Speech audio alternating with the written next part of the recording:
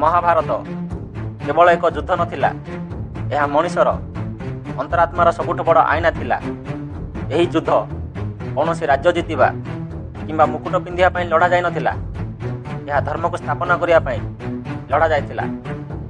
କୌରବ ଏବଂ ପାଣ୍ଡବମାନେ ଗୋଟିଏ ରକ୍ତର ଥିଲେ, ଗୋଟିଏ ପରିବାରର ଥିଲେ, କିନ୍ତୁ ପାର୍ଥକ୍ୟ ଏତିକି ଥିଲା ଯେ ଗୋଟିଏ ପଟେ ଲୋଭ, ସ୍ୱାର୍ଥପରତା ଏବଂ ଅନ୍ୟାୟ ଥିଲା, କିନ୍ତୁ ଅନ୍ୟପଟେ ସତ୍ୟ, ନ୍ୟାୟ ଏବଂ ଧାର୍ମିକତା ଥିଲା।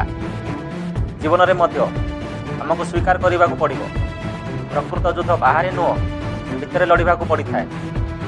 ମହାଭାରତ ଆମକୁ କହୁଛି ଯେ ଯେତେବେଳେ ଅନ୍ୟାୟ ବହୁତ ବଢ଼ିଯାଏ, ଯେତେବେଳେ ସତ୍ୟକୁ ଦମନ କରାଯାଏ, ଯେତେବେଳେ ଧର୍ମକୁ ଅବମାନନା କରାଯାଏ, ସେତେବେଳେ ଯୁଦ୍ଧ ଅନିବାର୍ଯ୍ୟ ହୋଇଯାଏ।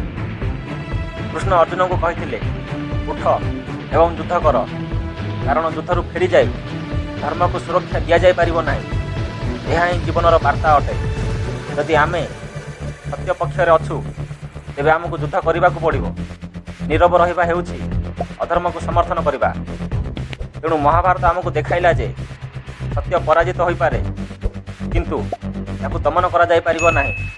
ଗୋଟେ କଥା ମନେ ରଖନ୍ତୁ, ଧର୍ମ ବିଳମ୍ବରେ ଜିତିଥାଏ, କିନ୍ତୁ କେବେ ହାରି ନଥାଏ।